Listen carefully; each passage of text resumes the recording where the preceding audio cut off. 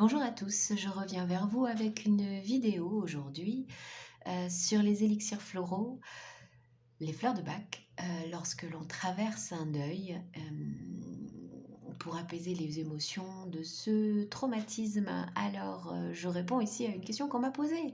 Et toi, Fabienne, comment tu fais? Comment tu fais? Est-ce que tu prends tes fleurs de Bach là et ça marche? Bah, je vais vous en parler. Je suis Fabienne Baez, je vous accompagne avec les fleurs de Bach, la sophrologie, pour un apaisement du mental, une harmonisation émotionnelle et une détente corporelle, de façon à aller vers une réconciliation intérieure qui est nécessaire à un rapport sain à soi-même pour être dans un rapport sain à l'extérieur et au monde qui nous entoure. Bien, alors les émotions du deuil. On est là sur 3 grandes thématiques, le choc, le chagrin, la séparation.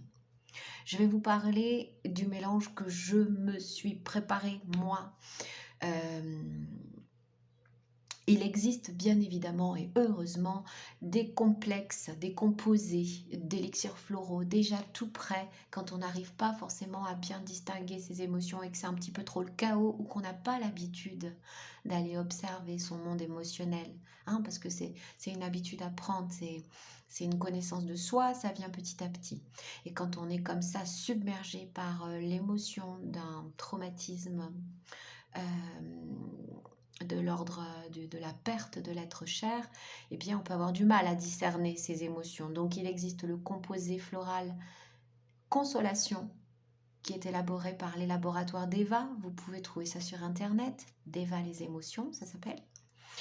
Il est très bien parce que c'est une espèce de spectre large du coup qui va venir ratisser comme ça les émotions négatives, dites négatives parce qu'elles sont tellement désagréable à vivre du deuil. Donc on va être sur la séparation, la douleur, le chagrin, mais aussi l'amertume, parce qu'on va parler de séparation due à un décès, mais aussi à une rupture. Et vous allez trouver Cœur de Marie à l'intérieur qui va vraiment parler de plus de la rupture et de la dépendance affective. Il y aura bien sûr Star of Bethlehem qui est la championne du monde de la consolation. Je vous en parlerai plus en détail. Vous allez avoir, et moi c'est pour ça que j'ai pris ce complexe, il est là, il se présente comme ça c'est la version sans alcool. Au niveau de la conservation, celui-là est sans alcool. À l'intérieur, il y a la fleur du citronnier qui moi, me permet de prendre du recul par rapport à l'émotionnel et de revenir un petit peu dans la clarté mentale, de retrouver du discernement à l'intérieur de ce tumulte. Enfin bref, c'est un composé à spectre large. Mais si on est plus dans du précis, plus on va cibler, plus ce sera efficace pour traiter l'émotion qui nous traverse. Donc, puisqu'on m'a posé la question, je vous réponds. Dans mon mélange, en ce moment, vous trouverez Star of Bethlehem pour la consolation, pour la cicatrisation. C'est une fleur qui nous prend dans ses bras. C'est l'apaisement du cœur. Elle va adoucir le traumatisme présent, mais aussi le traumatisme passé. Vous savez que moi, je jongle avec 2 décès qui ont été un peu consécutifs, à 6 mois d'intervalle. Donc, j'ai le premier décès, le premier deuil, il n'est pas complètement réglé, vous voyez. Je suis déjà sur le deuxième. Donc, Star of Bethlehem, elle est nickel pour ça parce qu'elle va aussi traiter l'ancien et le nouveau. Voilà. Je prends également dans mon mélange aubépine qui va nous parler de la séparation. On n'est pas sur une fleur de Bach là, on est sur une fleur contemporaine. C'est pareil, c'est juste qu'elle a été découverte après les 38, c'est le même concept. Paix du cœur et liberté, c'est les mots-clés qui sont écrits sur cette carte. Pour moi, elle est essentielle parce qu'elle parle de l'attachement émotionnel. Quand on perd un être cher, on est dans cette dépendance émotionnelle de l'autre. Et plus que de l'autre, de l'émotion qui va avec. Voyez, et c'est cette individualité que nous apporte aubépine. Elle nous remet en contact avec notre individuation. Finalement, on existe aussi, soi. Hein. Dans le nous, il y a je, il y a toi, mais il y a aussi je.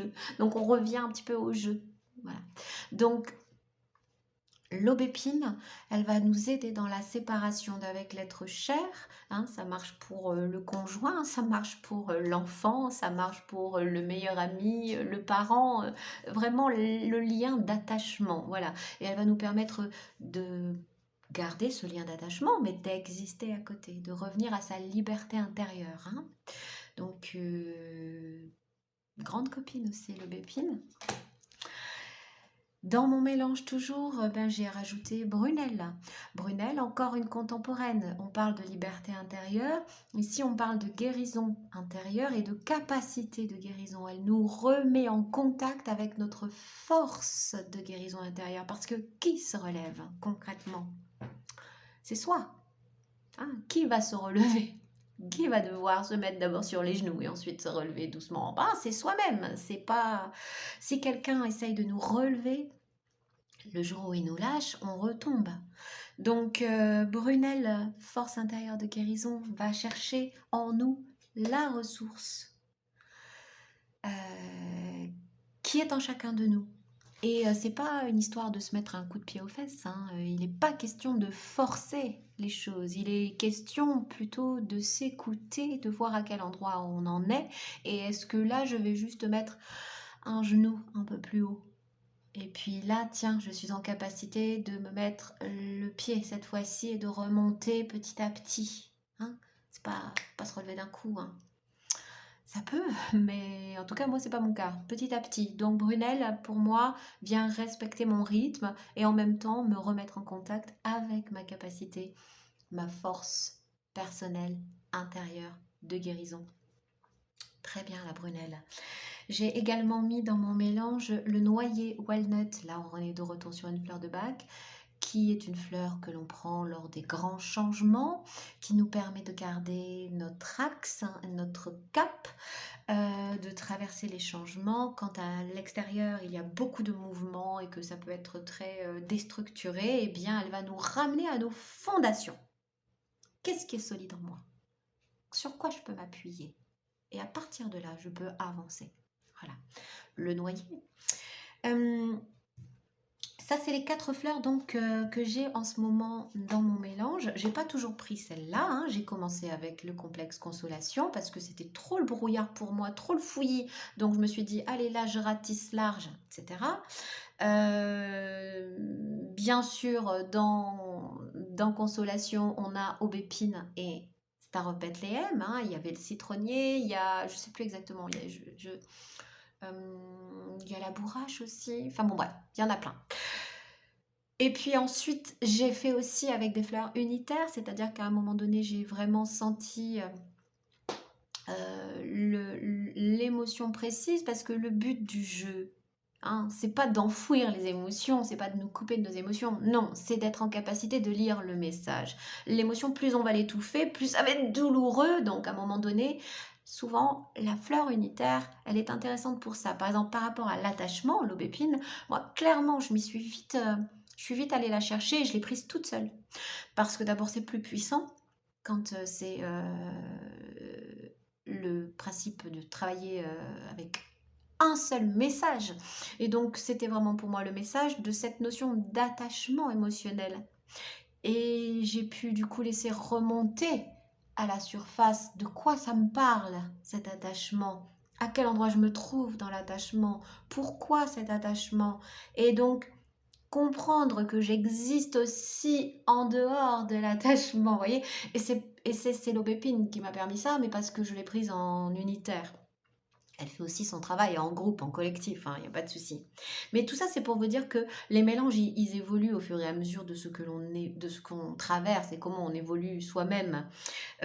Probablement, je pense que la prochaine fleur que je vais mettre, ça va être celle-ci, c'est le chèvrefeuille qui nous parle de la mélancolie, dans la nostalgie, hein, le regret, ah là là, c'était mieux avant, et la difficulté à avancer vers une situation future où l'autre n'existe plus.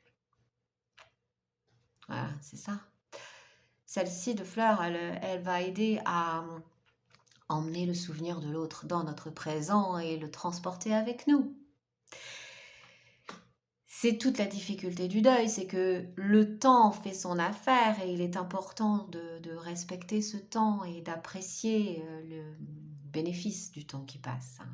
Mais en même temps, on s'éloigne du moment où les êtres chers étaient en vie. Et il peut y avoir un refus d'aller vers le futur. Chèvrefeuille va nous aider à emporter tout ça avec nous dans notre projection future. Voilà. Donc Chèvrefeuille, c'est la prochaine invitée dans mon composé.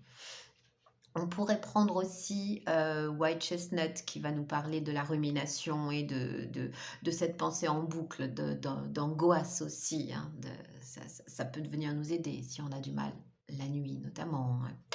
Il peut y avoir clématite, hein, la petite clématite qui va nous aider à revenir dans notre corps, à être de nouveau présent pour revenir dans notre pouvoir et dans notre énergie. Sweet Chestnut peut être aussi d'une grande aide lorsque l'on touche des désespoirs profonds. Et vous voyez, à chaque fois, il y a une petite fleur qui peut répondre à l'émotion qu'on traverse, pas pour la stopper, pas pour la mettre sous le tapis, mais bien pour qu'elle se révèle, mais pas de manière impactante, de manière accueillie. Voilà. Elle nous parle de nous, cette fleur, de ce que l'on traverse. Et en faire la lecture de l'émotion qui nous traverse va nous permettre d'évoluer. C'est comme ça en tout cas que moi je perçois les choses et c'est comme ça que les vibrations des élixirs floraux me contactent en tout cas. Voilà. J'espère que j'ai répondu à la question. Et toi Fabienne, comment tu fais? Eh bien Fabienne, elle fait comme elle peut, avec ses outils. Des outils que je vous partage bien volontiers. N'hésitez pas à vous poser pour écouter votre émotionnel. Comment je me sens aujourd'hui? C'est quoi qui me parle plus fort là? Et d'écouter cette petite voix qui vous parle fort. Ah, c'est le chagrin, c'est la nostalgie, c'est le regret, c'est la culpabilité, c'est quoi? C'est la séparation, c'est la sensation qu'on n'y arrivera jamais, c'est quoi exactement, hein? Et puis répondre à chacune de ces petites voix, prendre le temps de se poser, de les écouter, de les accompagner, de se prendre dans les bras. C'est un petit peu ça que fait l'élixir floral. Voilà, ben écoutez, je vous souhaite à tous beaucoup de douceur avec vous-même, de vous prendre à l'intérieur dans vos bras quand ça va pas et de ne pas hésiter à me poser des questions si vous avez besoin qu'on amène de la précision, de la clarté sur ce que vous traversez. Je me ferai un plaisir de répondre à vos questions, à vos questionnements. Voilà, je vous souhaite une bonne journée et je vous dis à bientôt.